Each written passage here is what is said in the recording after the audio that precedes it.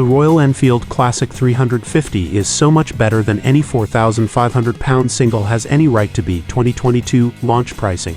A charming blend of modest power, exceptional build quality, and quaint styling, harking back to the glory days of British motorcycling.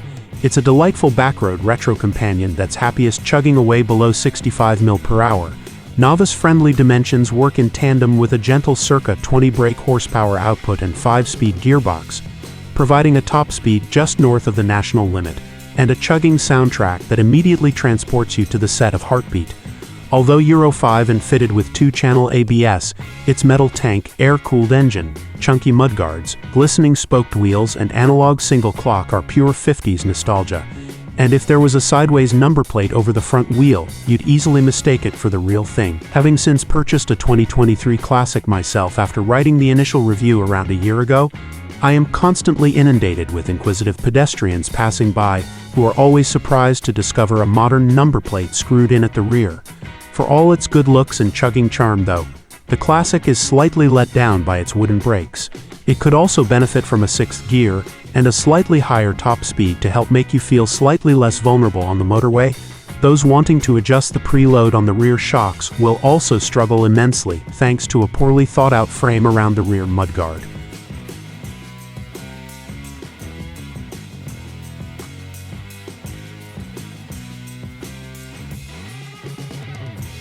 The Classic is a dawdle to ride, gently set with an 805mm seat height and easy reach to the floor. The handling is neutral and encourages you to gently tip into a bend before wafting out the other side to the gentle chug of the exhaust. This is not a bike for frantic weekend scratching. It won't thank you for wringing its neck and responds best to gentle inputs at speeds below 65 mph. And that's fortunate because the engine is only capable of a claimed 71 mph. Suspended by non-adjustable 41mm forks and 6-stage preload adjustable twin shocks, it works with the spongy rider's seat to soak up the majority of cracks in the road. It's firm but forgiving with no irritating fork dive under braking and minimal squat under acceleration because there's bugger all power. It's quality stuff that only falters over larger potholes and ruts, transferring some crashing energy into your forearms and lower back, and more than acceptable for the money you're paying.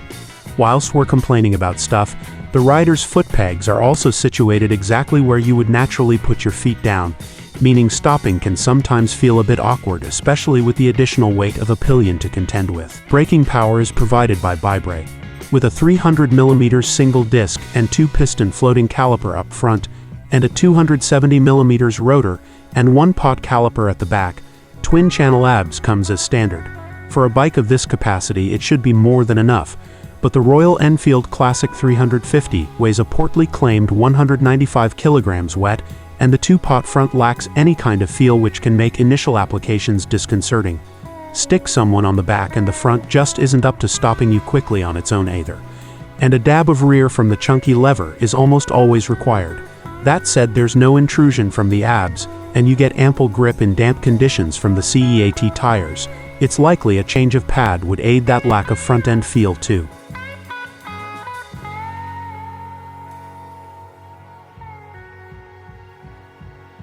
3 out of 5 stars might seem harsh for the gentle 2-valve single-cylinder engine because there's nothing really wrong with it, but it's just a bit too slow to feel comfortable at motorway speeds.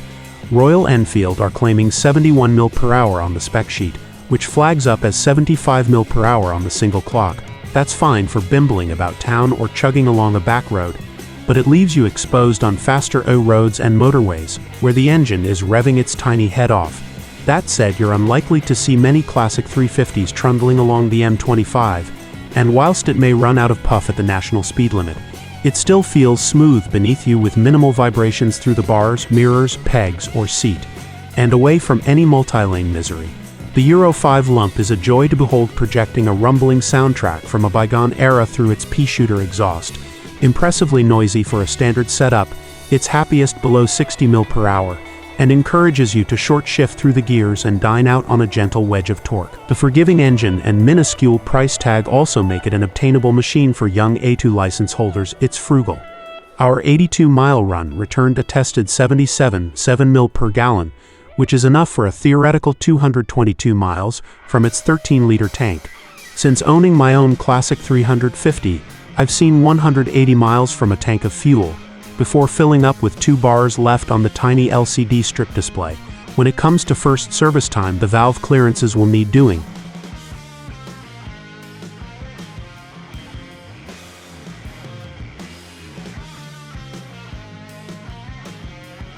The Classic 350 feels incredibly well built.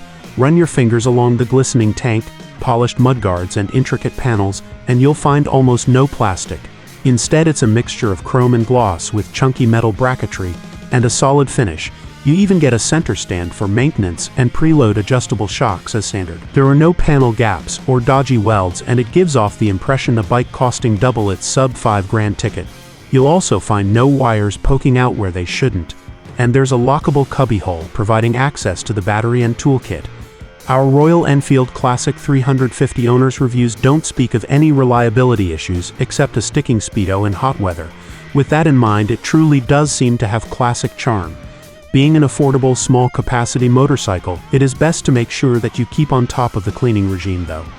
Upon purchasing my own Classic 350, I treated the bike to a coating of ACF 50, but despite this, I have seen some surface rust creep in around the lip of the fuel tank beneath the chrome cap.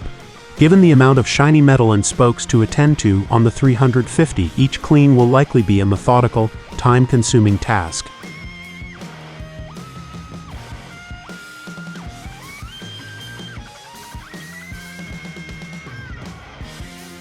Equipment on the Royal Enfield Classic 350 is basic, but that's to be expected on a bike costing less than £4,500 when it was launched.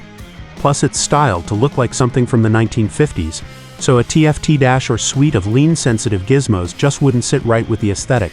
That said, it does get 6-stage preload adjustable twin shocks and decent wiggle room for a rider and pillion. The switchgear also feels robust with thick metal levers on the gently set bars and rounded knobs featuring an etched Royal Enfield logo. Although there's no span adjustment, both the clutch and front brake are within easy reach even for those with shorter digits.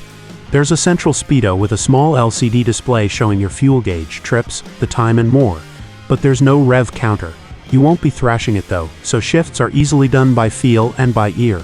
It's easy to read and nicely lit for nighttime outings, with the predictability of the motor making it easy to snick through the cogs without need to look down at the dash. For additional road presence, the round central headlight is flanked by 2 smaller DRL, with the horn also alerting others with a purposeful honk.